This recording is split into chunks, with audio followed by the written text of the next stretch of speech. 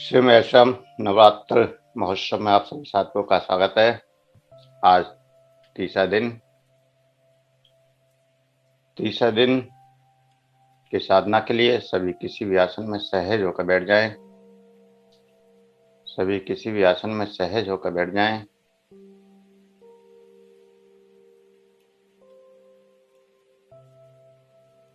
किसी भी आसन में सभी सहज होकर बैठ जाएं। वीडियो ऑन कर लें। किसी भी आसन में सहज होकर बैठ जाएं। आंखों को कोमलता से बंद कर लें।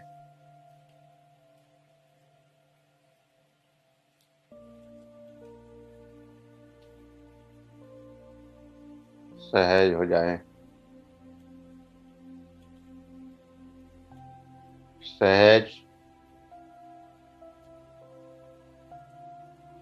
सहज होना है। किसी भी आसन में सहज होकर बैठ जाएं। आंखें कोमलता से बंद, हाथों को ज्ञान मुद्रा में रखें और श्वासों का एहसास करें। जो श्वास अंदर जा रहा है, जो श्वास बाहर आ रहा है, उस श्वास का एहसास करें। अंदर जाने वाला श्वास, बाहर आने वाला श्वास, और इस श्वास के साथ जो अनंत ऊर्जा आपके अंदर प्रवेश कर रही है, उस ऊर्जा का एहसास करें। उस अनंत ऊर्जा का एहसास करें जो श्वासों के साथ आपके अंदर प्रवेश कर रही है। उस एनर्जी को महसूस करें, उस ऊर्जा को महसूस करें जो आपके अंदर प्रवेश कर रही है। इस ऊर्जा को महसूस करते हुए अनंत गहराइयों में डूबते जाएं और मां भगवती का ध्यान, महामाया का ध्यान, मां माया के स्वरूप का चिंतन आपके आज्ञा चक्र में महामाया की पिक्चर दिखाई देनी चाहिए और महामाया का फोटो साक्षात रूप में महसूस करें कि वो आपके सामने है और उनका एहसास करते हुए आगे बढ़ना है। नवरात्रि आपकी आत्मा के विश्राम का समय है। ये वह समय है जिसमें आप खुद को सभी क्रियाओं से अलग कर लेते हैं। जीवन में हमारे शरीर को, हमारी चेतना को विश्राम की भी जरूरत होती है। अगर किसी मशीन को लगातार निरंतर प्रयोग किया जाए और उसको विश्राम ना दिया जाए तो यह मशीन जल्दी खराब हो जाती है। ठीक ऐसे ही ये शरीर भी है। अगर इसको समय से विश्राम ना दिया जाए तो मशीन भी जल्दी ही खराब हो जाती है। अनेक बीमारियां लग जाती हैं, अनेक रोग लग जाते हैं। तो साल में 2 बार नवरात्रि स्वयं की चेतना का विश्राम का समय है और हम यहाँ सभी शारीरिक क्रियाओं से अपने आप को अलग कर लेते हैं, जैसे खाना, बोलना, देखना, छूना, सुनना, सूंघना। ऐसे बहुत सारे व्रत के समय हम अपने नियम बना लेते हैं जिससे हम खुद में, स्वयं में ही विश्राम करते हैं। जब आप इंद्रियों की इन सभी क्रियाओं से अलग हो जाते हैं तब अंतर्मुखी हो जाते हैं। आपकी चेतना अंतर्ज्ञान में प्रवेश करने लगती है। आप ध्यान की गहराइयों में डूबने लगते हैं और यही वास्तविक रूप में आनंद, सुख और उत्साह का स्रोत है। जो हम अपनी चेतना को बाहर के इंद्रियों से समेटकर अंतर जगत में प्रवेश करा देते हैं तो अनंत सुख, अनंत आनंद, अनंत शांति, अनंत उत्साह हमारे अंदर जागृत होने लगता है। हम में से बहुत से लोग इसका अनुभव नहीं कर पाते, क्योंकि हम निरंतर किसी न किसी काम में उलझे रहते हैं। हमारा मन हर समय व्यस्त रहता है, और नवरात्रि वह समय है जब हम खुद को अपने मन से अलग कर लेते हैं, अपनी आत्मा में विश्राम करते हैं, और यही वह समय है जब हम अपनी आत्मा को महसूस कर सकते हैं। 9 दिन जो लगातार व्रत करते हैं, और व्रत में शरीर का शोधन करते हैं, तो हमारी चेतना का भी शोधन होता है, हमारी आत्मा का भी शोधन होता है, और हमारे अंदर शोधन के द्वारा जो शांति प्राप्त होती है, जो हमारे ऑर्गन्स को शांति मिलती है, जो हमारी सेल्सों को शांति मिलती है, उससे हमारी चेतना अद्भुत आनंद की अनुभूति प्राप्त करती है। तो नवरात्रि मौका है भौतिकता से सूक्ष्मता में प्रवेश करने का, आध्यात्मिक संसार में यात्रा शुरू करने का। सरल शब्दों में अगर अपने रोजाना के कार्यों में से थोड़ा सा भी समय निकालें और अपने ऊपर ध्यान दें, और अपने ऊपर आपको कुछ समय के लिए ध्यान के लिए निकालें, तो आप देखेंगे कि आप अपने स्वयं के बारे में सोच रहे हैं, स्वयं के मूल के बारे में सोचना शुरू कर देते हैं। जैसे आप कौन हैं, कहाँ से आए हैं, कहाँ जाना है, हमारे आने का मकसद क्या है, हम क्या पाना चाहते हैं। ऐसे बहुत सारी चीज़ें आपके अंदर जागृत होने लगती है, और फिर धीरे धीरे आप अंदर जाने लगते हैं, अंतर की चेतना से जुड़ने लगते हैं, परमात्मा की चेतना से जुड़ने लगते हैं, और ईश्वर के प्रेम को याद करके विश्राम करने लगते हैं। ऐसी गहरी चेतना से जुड़ने का समय है ये नवरात्रि। हम इस ब्रह्मांड से जुड़े हुए हैं, उस परम शक्ति से जुड़े हुए हैं जो इस पूरी सृष्टि को चला रही है। उसी की सृष्टि की एनर्जी जब तक हमसे जुड़ी है, तब तक हम जीवित हैं, खाते हैं, पीते हैं, सब कार्य को करते हैं। लेकिन जिस समय किसी भी कारणवश ये एनर्जी का संबंध टूट जाता है, एनर्जी की दौड़ टूट जाती है, उसी समय शरीर मृत्यु को प्राप्त हो जाता है। ये श्वास अंदर जा रही है तो आपको जीवन दे रही है, और अगर ये श्वास अंदर जाकर बाहर निकल गई और फिर वापस अंदर ना आए, तो उसी क्षण ये शरीर खत्म होना शुरू हो जाता है, और कुछ समय में ही शरीर मृत्यु को प्राप्त हो जाता है, और धीरे धीरे फिर नष्ट भी होने लगता है। तो इस परमात्मा की ऊर्जा से, इन श्वासों के आवागमन के द्वारा जो ऊर्जा आपके अंदर जा रही है, उस ऊर्जा का एहसास करें, और उसी ऊर्जा में विश्राम का समय है नवरात्रि। हम जितना गहराई में जाते हैं, जितना ब्रह्मांड की एनर्जी से जुड़ते हैं, उतना ही सत्य के नजदीक जाते चले जाते हैं, सृष्टि के रहस्य खुलते चले जाते हैं। पूरी सृष्टि में जो प्रेम परमात्मा रूपी ऊर्जा बरस रही है, उसका अनुभव होने लगता है। नवरात्रि वह समय है जिसमें आप याद करते हैं उस परम शक्ति को, और प्रेम की भावना में सहज उस शक्ति के साथ संबंध जोड़ लेते हैं। साथ ही साथ पहले से अधिक तरोताजा, मजबूत, आत्मज्ञान से भरे हुए उत्साहित महसूस करते हैं। यदि आप आध्यात्मिक संसार की यात्रा करना चाहते हैं, तो उसका मार्ग है मौन, उपवास, जाप और ध्यान। और ये सभी चीजें नवरात्र में हम पूर्ण कर लेते हैं। मौन भी रख सकते हैं, फालतू ना व्यर्थ ना बोलें, कम से कम बोलें।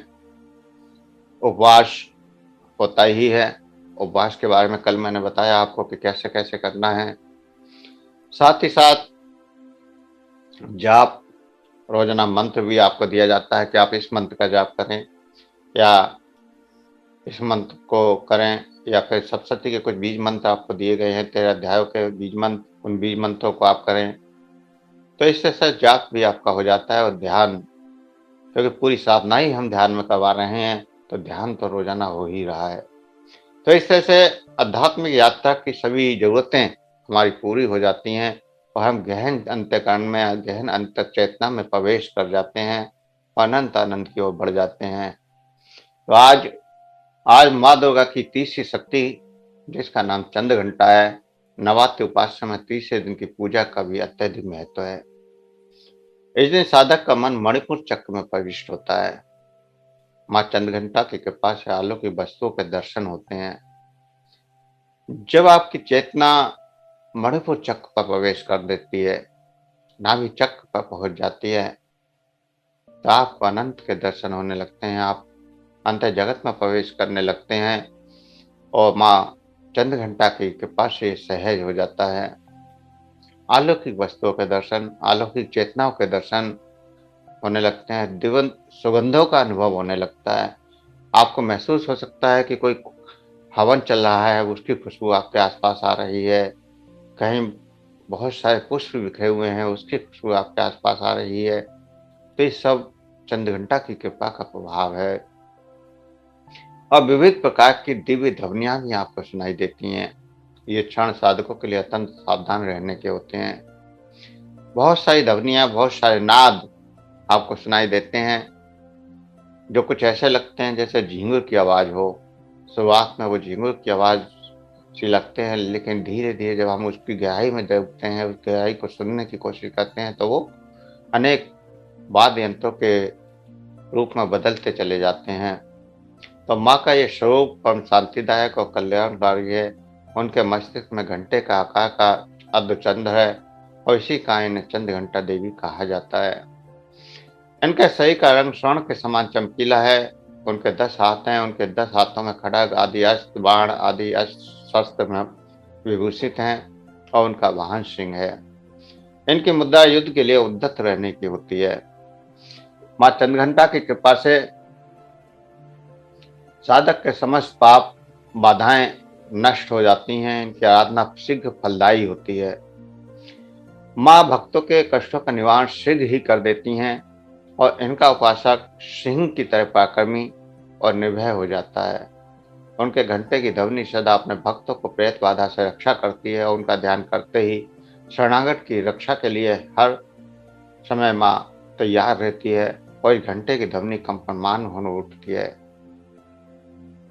सभी प्रकार के डरों को खत्म कर देती है। ये आपके कोई भी डर क्यों ना हो, शारीरिक डर, मानसिक डर, आत्मिक डर, सभी डरों से मुक्ति दिला देती है माँ चंद्रघंटा। माँ का स्वरूप अत्यंत सौम्य और शांति से परिपूर्ण रहता है। इनके आराधना से वीरता, निर्भयता के साथ ही सौम्यता और विनम्रता का विकास होकर मुख, नेत्र और संपूर्ण काया में कांति गुण की वृद्धि होती है। स्वर में दिव्यता, अलौकिक माधुर्य का समावेश हो जाता है। माँ चंद्रघंटा के भक्त उपासक जहां भी जाते हैं, लोग उन्हें देखकर शांति और सुख का अनुभव करते हैं, क्योंकि आपका ऑरा लगातार बढ़ता चला जाता है और एक ऐसा ऑरा आपके चारों ओर क्रिएट होता है जिसमें लगातार लोगों को शांति मिलती है। आपके चारों तरफ एक सकारात्मक ऊर्जा का प्रवाह बहने लगता है, जिससे जो भी आपके संपर्क में आता है वो भी शांत और आनंदित होने लगता है। माँ के आराधक के शरीर से दिव्य प्रकाश युक्त परमाणु का आदर्श विकिरण होता रहता है, जिसको सकारात्मक ऑरा कहा जाता है। यह दिव्य क्रिया साधारण चक्षु से दिखाई नहीं देती, साधारण नेत्रों से दिखाई नहीं देती, लेकिन जब हम ऑरा देखने का अभ्यास कर लेते हैं, रेकी के कोर्स में आप बहुत सारे साधक जुड़े हुए हैं, उसमें हमने आपको ऑरा देखना सिखाया। तो जो ऑरा देख पाते हैं वो जान पाते हैं कि साधना के बाद सामने वाले का ऑरा कितना बढ़ जाता है। जैसे ही आप इस ध्यान को करते हैं, आप ध्यान से पहले अपने ऑरा को नापें और ध्यान के बाद अपने ऑरा को नापेंगे, तो आप देखेंगे कि आपका ऑरा कई गुना ज़्यादा बढ़ चुका है और सकारात्मक ऑरा, सकारात्मक ऊर्जा का प्रभाव उसमें दौड़ने लगता है। तो इस प्रकार उस ऑरा के संपर्क में जितने भी व्यक्ति आते हैं, वह आपके साथ में ऐसे जुड़ जाते हैं जैसे आपकी वर्षों से मित्रता हो और उनको इतनी गहरी शांति और आनंद मिलता है कि वह आपके पास से दूर नहीं होना चाहते। एक आकर्षण का गुण भी इसे कह सकते हैं। तो जिनको आकर्षण का गुण पैदा करना है, वो भी अगर निरंतर साधना करते हैं, तो उनके आसपास का ऑरा इतना आकर्षित करने वाला हो जाता है कि हर व्यक्ति उनसे बात करना चाहता है। और विद्यार्थियों के लिए तो ये माँ चंद्रघंटा ज्ञान बुद्धि भी देती है और ये देवी साधक के हर प्रकार से रक्षा करती है। तो पौराणिक कथा के अनुसार जब दैत्यों का आतंक बढ़ने लगा, तो माँ दुर्गा ने चंद्रघंटा का अवतार लिया और उस समय असुरों का स्वामी महिषासुर था। जिसका देवताओं से भयंकर युद्ध चल रहा था और महिषासुर देवराज इंद्र का सिंहासन प्राप्त करना चाहता था। उसकी प्रबल इच्छा स्वर्गलोक पर राज करने की थी। उसकी इस इच्छा को जानकर सभी देवता परेशान हो गए और इस समस्या से निकलने का उपाय जानने के लिए भगवान ब्रह्मा, विष्णु और महेश के सामने उपस्थित हुए। देवताओं की बात को गंभीरता से सुनने के बाद तीनों को ही क्रोध आया और क्रोध के कारण तीनों के मुख से जो ऊर्जा उत्पन्न हुई उससे एक देवी अवतरित हुई, जिसे भगवान शंकर ने अपना त्रिशूल और भगवान विष्णु ने चक्र प्रदान किया। और इसी प्रकार ने देवी देवताओं ने भी माता के हाथों में अपने अस्त्र शस्त्र सौंप दिए और देवराज ने देवी को एक घंटा दिया। सूर्य ने अपना तेज और तलवार दी और सवारी के लिए सिंह दिया। इसके बाद माँ चंद्रघंटा महिषासुर के पास पहुंची और माँ का यह स्वरूप देखकर महिषासुर को यह आभास हो गया कि उसका काल आ गया है। महिषासुर ने माँ पर हमला बोल दिया और इसके बाद देवता असुर में भयंकर युद्ध छिड़ गया और माँ चंद्रघंटा ने महिषासुर का संहार किया। इस प्रकार माँ ने देवताओं की रक्षा की। तो जिस प्रकार चंद्रघंटा देवी सब देवताओं की रक्षा की, उसी प्रकार हम सभी साधकों की इस ब्रह्मांड में हमेशा रक्षा करती हैं और उनका ध्यान आपको अनंत शांति और आनंद देता है, अनंत ऊर्जा की अनुभूति कराता है। तो इसका चंद्रघंटा शब्द का अर्थ क्या है? चंद्रमा हमारे मन का प्रतीक है। मन का अपना ही उतार चढ़ाव रहता है, प्राय हम अपने मन में ही उलझे रहते हैं। सभी नकारात्मक विचार हमारे पहले मन में आते हैं, ईर्ष्या आती है, घृणा आती है और आप उनसे छुटकारा पाने के लिए अपने मन को साफ करने के लिए संघर्ष करते हैं। तो मैं कहता हूं कि ऐसा नहीं होने वाला। आप अपने मन से छुटकारा नहीं पा सकते। आप कहीं भी भाग जाएं, चाहे हिमालय पर ही क्यों ना भाग जाएं, आपका मन आपके साथ ही जाएगा और आपकी छाया के समान है। जैसे ही हमारे मन में नकारात्मक भाव विचार आते हैं तो हम निरुत्साहित हो जाते हैं, अशांत महसूस करने लगते हैं। हम विभिन्न तरीकों से उनसे पीछा छुड़ाने की कोशिश करते हैं, पर यह मात्र कुछ समय के लिए ही काम करता है। कुछ समय पश्चात फिर वही विचार हमें घेर लेते हैं, हम वापिस वहीं पहुंच जाते हैं। तो जहां से हमने शुरुआत करी थी, अब इन विचारों से पीछा छुड़ाने के संघर्ष में न फंसें। चंद्र हमारी बदलती भावनाओं और विचारों का प्रतीक है। ठीक वैसे ही जैसे चंद्रमा घटता और बढ़ता है, घंटा का अर्थ है जैसे मंदिर के घंटे घड़ियाल। आप मंदिर के घंटे घड़ियाल को किसी भी प्रकार बजाएं, हमेशा उसमें से एक ही ध्वनि आती है। और इसी प्रकार इस अस्त व्यस्त मन जो विभिन्न विचारों भावों में उलझा रहता है, जब एकाग्र होकर ईश्वर के प्रति समर्पित हो जाता है, तब आपकी चेतना ऊपर उठती हुई दिव्य शक्तियों को प्राप्त करती है। आपके अंदर दिव्यता का उदय होने लगता है और यही चंद्रघंटा का अर्थ है कि आप दिव्यता को प्राप्त करें। चंद्रमा के समान घटते और बढ़ते हुए विचारों की ओर आपको ध्यान नहीं देना है। विचार आ रहे हैं, जा रहे हैं, कोई फर्क नहीं पड़ता है। आपको उन विचारों से केवल कोई प्रतिक्रिया नहीं करनी है। जब हम प्रतिक्रिया करते हैं तो उन विचारों में उलझ जाते हैं और विचार से मुक्त होने का सबसे बढ़िया तरीका है केवल विचार को दृष्टा बनकर देखें, साक्षी भाव से देखें, उन पर कोई प्रतिक्रिया ना करें। जब आप प्रतिक्रिया नहीं करते हैं तो विचार आएंगे, आपके अपचेतन से बार बार विचार उठेंगे क्योंकि जन्मों के विचार वहां दबे हुए हैं और धीरे धीरे विचार इस ब्रह्मांड में लीन हो जाएंगे और आपके अंदर अनंत शांति प्रकट हो जाएगी। तो एक ऐसी स्थिति जिसमें हमारा अस्त व्यस्त मन एकाग्रचित हो जाता है। आपके अपने मन से भागना नहीं है, क्योंकि मन एक प्रकार से दिव्य रूप का प्रतीक और अभिव्यक्ति भी है। अगर मन ही ना हो तो आप कोई भी अभिव्यक्ति प्रस्तुत ही नहीं कर सकते। ये दिव्य रूप दुख, विपत्ति, भूख और यहाँ तक कि शांति में भी मौजूद है। सार यह है कि सबको एक साथ लेकर चलें, चाहे खुशी हो या कष्ट हो या दुख हो, सब विचारों और भावनाओं को एकत्रित करते हुए एक विशाल घंटे के नाद की तरह उस ध्वनि में खो जाएं या उस प्रकाश में खो जाएं या उस ऊर्जा में खो जाएं। और देवी के इस नाम चंद्र घंटा का यही अर्थ है और तीर्थ नवरात्र के उपलक्ष्य में इसे बनाया जाता है। तो इस चंद्र घंटा देवी का ध्यान करते हुए, उनके स्वरूप को महसूस करते हुए, संपूर्ण उनकी ऊर्जा को महसूस करें कि उनका ऊर्जा आपके अंदर प्रवाहित हो रही है। उनकी ऊर्जा लगातार आपके अंदर प्रवाहित हो रही है।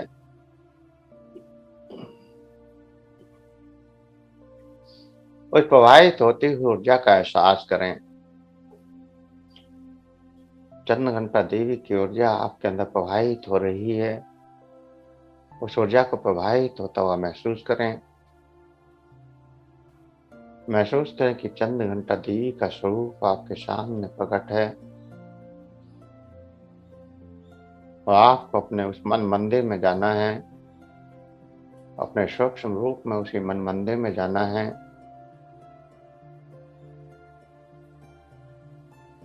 जिसकी स्थापना हमने पहले दिन की है।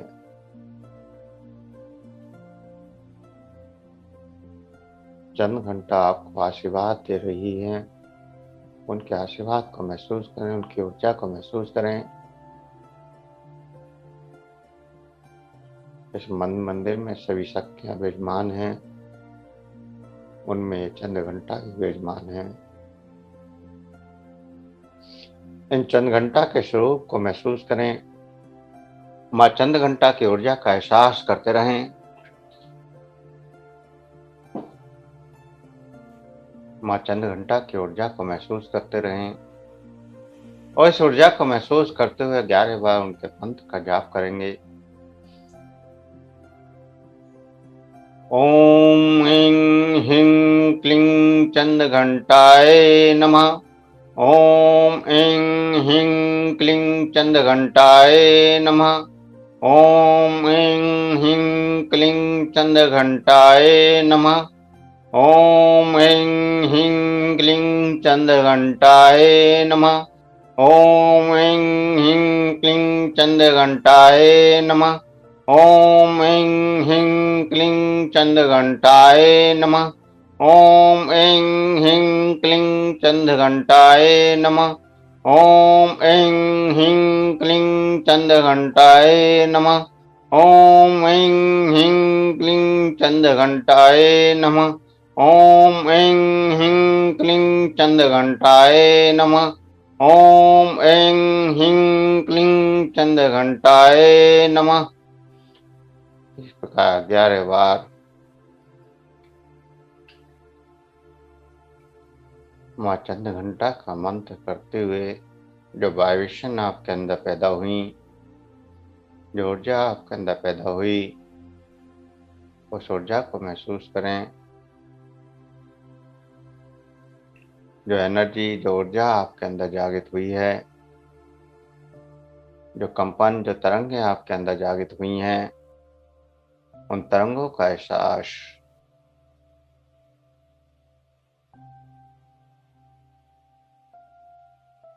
उन तरंगों को महसूस करते हुए इस ब्रह्मांड रूपी मन मंदिर में आपको पहुंचना है, जहाँ समस्त देवी देवता विराजमान हैं, जहाँ समस्त शक्तियाँ विराजमान हैं, जहाँ माँ ज्वाला देवी की ज्योत चल रही है, जहाँ वायु रूपी सुगंध निरंतर प्रवाहित हो रही है।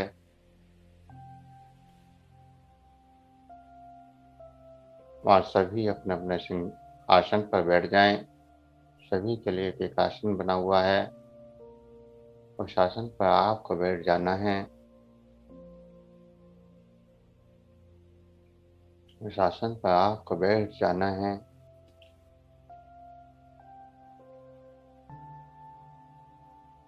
आप सभी को उस आसन पर बैठ जाना है।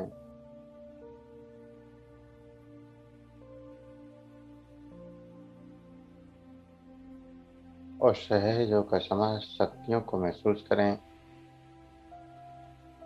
महामाया, त्रिशक्ति, त्रिदेव, नवग्रह, अष्टमहालक्ष्मी, नौ सिद्धियाँ, नवनिधियाँ, 10 महाविधाएं,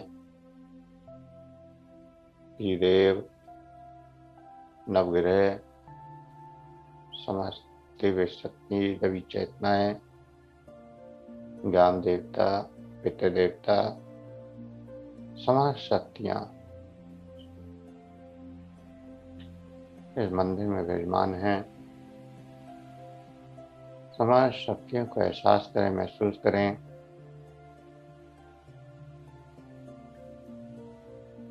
और समस्त शक्तियों के प्रकाश को, समस्त शक्तियों की ऊर्जा को महसूस करें। इन समस्त शक्तियों के शरीर से जो दिव्य प्रकाश निकल रहा है, उस प्रकाश की चमक इस पूरे मंदिर में व्याप्त हो रही है। और यहाँ जो साधक बैठे हुए हैं, सभी साधक इस प्रकाश से घिर चुके हैं। अनंत प्रकाश आप सभी के चारों ओर दिव्य शक्तियों का फैल चुका है। ये समस्त शक्तियों का प्रकाश, समस्त शक्तियों की ऊर्जा आप सबके चारों ओर व्याप्त हो चुकी है। इस ऊर्जा का एहसास करें, इस एनर्जी का एहसास करें। और इस एनर्जी का एहसास करते हुए जो बीच में हवन कुंड है और उस हवन में अग्नि प्रज्वलित है, उसमें सप्तशती के मंत्रों का 11-11 बार बोलते हुए जो पास में सामग्रियां रखी हुई हैं, दिव्य सामग्री, ब्रह्मांड के समस्त पुष्पों की खुशबू, समस्त जड़ी बूटियां इसमें समाहित हैं। कामधेनु गाय का घी इस सामग्री में मिश्रित है। ऐसी सुंदर सामग्री से सप्तशती के बीज मंत्रों को बोलते हुए हवन करेंगे। साथ ही बीज मंत्रों से जो ऊर्जा जागृत होगी, जो एनर्जी जागृत होगी, उस एनर्जी का भी एहसास करेंगे। तो पूरी चेतना से ये सब होता हुआ महसूस करना है। पूर्ण जागृति के साथ, पूर्ण चेतना के साथ वो सब एहसास करने हैं। तो इस ऊर्जा को महसूस करें, इस हवन कुंड को महसूस करें और इसमें आहुतियां देने के लिए तैयार हों। सर्वप्रथम प्रथम अध्याय का बीज मंत्र ह्रीम शुरू करेंगे। ओम ह्रीं नमः स्वाहा, ओम ह्रीं नमः स्वाहा, ओम ह्रीं नमः स्वाहा, ओम ह्रीं नमः स्वाहा, ओम ह्रीं नमः स्वाहा, ओम ह्रीं नमः स्वाहा, ओम ह्रीं नमः स्वाहा, ओम ह्रीं नमः स्वाहा, ओम ह्रीं नमः स्वाहा, ओम ह्रीं नमः स्वाहा, ओम ह्रीं नमः स्वाहा। दूसरा मंत्र ओम द्रुम नमः, ओम द्रुम नमः स्वाहा, ओम द्रुम नमः स्वाहा, ओम द्रुम नमः स्वाहा, ओम द्रुम नमः स्वाहा, ओम द्रुम नमः स्वाहा, ओम द्रुम नमः स्वाहा, ओम द्रुम नमः स्वाहा, ओम द्रुम नमः स्वाहा, ओम द्रुम नमः स्वाहा, ओम द्रुम नमः स्वाहा, ओम द्रुम नमः स्वाहा। तीसरा अध्याय ओम त्रिम नमः, ओम त्रिम नमः स्वाहा, ओम त्रिम नमः स्वाहा, ओम त्रिम नमः स्वाहा, ओम त्रिम नमः स्वाहा, ओम त्रिम नमः स्वाहा, ओम त्रिम नमः स्वाहा, ओम त्रिम नमः स्वाहा, ओम त्रिम नमः स्वाहा, ओम त्रिम नमः स्वाहा, ओम त्रिम नमः स्वाहा, ओम त्रिम नमः स्वाहा। अगला अध्याय ओम श्रीं नमः, ओम श्रीं नमः स्वाहा, ओम श्रीं नमः स्वाहा, ओम श्रीं नमः स्वाहा, ओम श्रीं नमः स्वाहा, ओम श्रीं नमः स्वाहा, ओम श्रीं नमः स्वाहा, ओम श्रीं नमः स्वाहा, ओम श्रीं नमः स्वाहा, ओम श्रीं नमः स्वाहा, ओम श्रीं नमः स्वाहा, ओम श्रीं नमः स्वाहा। अगला अध्याय ओम वाम नमः, ओम वाम नमः स्वाहा, ओम वाम नमः स्वाहा, ओम वाम नमः स्वाहा, ओम वाम नमः स्वाहा, ओम वाम नमः स्वाहा, ओम वाम नमः स्वाहा, ओम वाम नमः स्वाहा, ओम वाम नमः स्वाहा, ओम वाम नमः स्वाहा, ओम वाम नमः स्वाहा, ओम वाम नमः स्वाहा। अगला अध्याय ओम ध्रुव नमः, ओम ध्रुव नमः स्वाहा, ओम ध्रुव नमः स्वाहा, ओम ध्रुव नमः स्वाहा, ओम ध्रुव नमः स्वाहा, ओम ध्रुव नमः स्वाहा, ओम ध्रुव नमः स्वाहा, ओम ध्रुव नमः स्वाहा, ओम ध्रुव नमः स्वाहा, ओम ध्रुव नमः स्वाहा, ओम ध्रुव नमः स्वाहा, ओम ध्रुव नमः स्वाहा। अगला अध्याय ओम क्लीं नमः, ओम क्लीं नमः स्वाहा, ओम क्लीं नमः स्वाहा, ओम क्लीं नमः स्वाहा, ओम क्लीं नमः स्वाहा, ओम क्लीं नमः स्वाहा, ओम क्लीं नमः स्वाहा, ओम क्लीं नमः स्वाहा, ओम क्लीं नमः स्वाहा, ओम क्लीं नमः स्वाहा, ओम क्लीं नमः स्वाहा, ओम क्लीं नमः स्वाहा। अगला अध्याय ओम चाम नमः, ओम चाम नमः स्वाहा, ओम चाम नमः स्वाहा, ओम चाम नमः स्वाहा, ओम चाम नमः स्वाहा, ओम चाम नमः स्वाहा, ओम चाम नमः स्वाहा, ओम चाम नमः स्वाहा, ओम चाम नमः स्वाहा, ओम चाम नमः स्वाहा, ओम चाम नमः स्वाहा, ओम चाम नमः स्वाहा। अगला अध्याय ओम हुम नमः, ओम हुम नमः स्वाहा, ओम हुम नमः स्वाहा, ओम हुम नमः स्वाहा, ओम हुम नमः स्वाहा, ओम हुम नमः स्वाहा, ओम हुम नमः स्वाहा, ओम हुम नमः स्वाहा, ओम हुम नमः स्वाहा, ओम हुम नमः स्वाहा, ओम हुम नमः स्वाहा, ओम हुम नमः स्वाहा। अगला अध्याय ओम आम नमः, ओम आम नमः स्वाहा, ओम आम नमः स्वाहा, ओम आम नमः स्वाहा, ओम आम नमः स्वाहा, ओम आम नमः स्वाहा, ओम आम नमः स्वाहा, ओम आम नमः स्वाहा, ओम आम नमः स्वाहा, ओम आम नमः स्वाहा, ओम आम नमः स्वाहा, ओम आम नमः स्वाहा। अगला अध्याय ओम भ्राम नमः, ओम भ्राम नमः स्वाहा, ओम भ्राम नमः स्वाहा, ओम भ्राम नमः स्वाहा, ओम भ्राम नमः स्वाहा, ओम भ्राम नमः स्वाहा, ओम भ्राम नमः स्वाहा, ओम भ्राम नमः स्वाहा, ओम भ्राम नमः स्वाहा, ओम भ्राम नमः स्वाहा, ओम भ्राम नमः स्वाहा, ओम भ्राम नमः स्वाहा। ओम ऐं नमः। अगला अध्याय ओम ऐं नमः स्वाहा, ओम ऐं नमः स्वाहा, ओम ऐं नमः स्वाहा, ओम ऐं नमः स्वाहा, ओम ऐं नमः स्वाहा, ओम ऐं नमः स्वाहा, ओम ऐं नमः स्वाहा, ओम ऐं नमः स्वाहा, ओम ऐं नमः स्वाहा, ओम ऐं नमः स्वाहा, ओम ऐं नमः स्वाहा।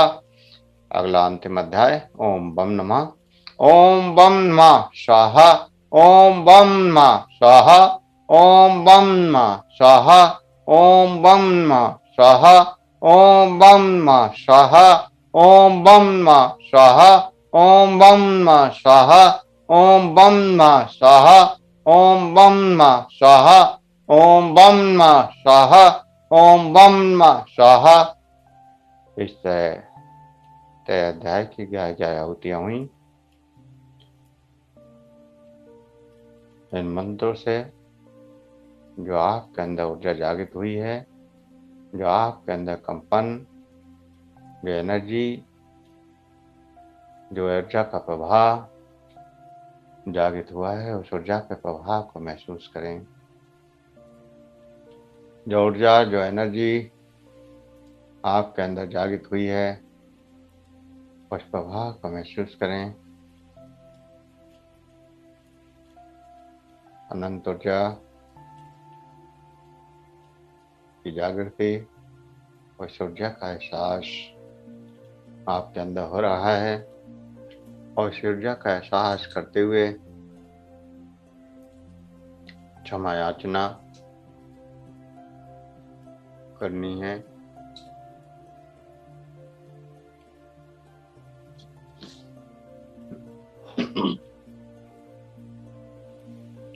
क्षमा प्रार्थना परमात्मा से नमन करते हुए, हे मेरे परमात्मा, हे मेरे ईष्टदेव, हे मेरे गुरुदेव, हे मेरे कुल के देवताओं, देवियों, पितृ देवताओं, सभी संत महात्माओं, सभी देवी देवताओं, सभी देवी चेतनाओं, सब देवी आत्माओं, इस चेतना के उद्गम से लेकर आज तक जाने अनजाने कितने जन्म हो चुके हैं, और जाने अनजाने मेरे द्वारा कितनी ही आत्माओं को शारीरिक, मानसिक, आत्मिक कष्ट पहुंचा होगा। आज मैं उन सब से क्षमा याचना करता हूँ या करती हूँ। वो सभी मेरी ये क्षमा याचना स्वीकार करें और मुझे क्षमा करें, क्षमा करें, क्षमा करें। हे मेरे परमेश्वरी, हे मेरे द्वारा रात दिन सहस्त्र अपराध होते रहते हैं, मुझे सेवक समझकर मेरे उन अपराधों को तुम कृपा पूर्वक क्षमा करो, क्षमा करो, क्षमा करो। हे परमेश्वरी, हे जगतेश्वरी, मैं पूजा, जप, कर्मकांड, आवाहन, विसर्जन आदि कुछ भी नहीं जानता, मुझे आप क्षमा करो, क्षमा करो, क्षमा करो। हे जगतेश्वरी, हे परमेश्वरी, हे कर्मेश्वरी, मैंने जो भी मंत्रहीन, क्रियाहीन, फलहीन पूजन किया है, वह सब आपकी ही कृपा से पूर्ण हुआ है, उसे आप स्वीकार करें। और सैकड़ों पाठ करके भी जो तुम्हारी शरण में आता है और सप्तशती के तहत अध्यायों के बीच मंत्रों का जाप करता है, उसे वही गति प्राप्त होती है जो ब्रह्मा आदि देवताओं के लिए भी सुलभ नहीं है। हे देवी, हे परमेश्वरी, हे जगतेश्वरी, अज्ञान से, भूल से तथा बुद्धि कम होने के कारण मैंने जो भी न्यूनता या अधिकता कर दी है, वह सब क्षमा करो और प्रसन्न हो, प्रसन्न हो, प्रसन्न हो। हे सच्चिदानंद स्वरूपिणी जगतेश्वरी, राजराजेश्वरी, सतेश्वरी, मातेश्वरी, कामेश्वरी, फलेश्वरी, भुवनेश्वरी आदि सभी देवियों, तुम प्रेम पूर्वक मेरी ये पूजा स्वीकार करो, स्वीकार करो, स्वीकार करो, मुझ पर प्रसन्न हो, प्रसन्न हो, प्रसन्न हो, और मेरे किए हुए इस जप को ग्रहण करो, ग्रहण करो, ग्रहण करो, तथा तुम्हारी कृपा से मुझे सिद्धि प्राप्त हो, ऐसा मुझे वर दो, वर दो, आशीर्वाद दो, आशीर्वाद दो, आशीर्वाद दो, आशीर्वाद दो, जिससे मुझे सौभाग्य, सफलता, कामयाबी, सुयोग्य, समृद्धि, सफलता, कुशलता, श्री, सुख, संपत्ति, संपन्नता, सफलता, विजय, परम सुख, परम आनंद और परम कल्याण, परम शांति प्राप्त हो। ऐसी कृपा हमारे ऊपर करें। हे समस्त शक्तियों, हे समस्त देवताओं, हे समस्त देवियों, हे समस्त शक्तियों, आप हमें आशीर्वाद दो, हमारे ऊपर कृपा करो, हमारी पूजा को स्वीकार करो। ओम शांति, शांति, शांति। सभी शक्तियाँ आपके सर पर हाथ रखकर आशीर्वाद दे रही हैं। उस आशीर्वाद को ग्रहण करें और महसूस करें पूरे भाव के साथ। इस आशीर्वाद को महसूस करें।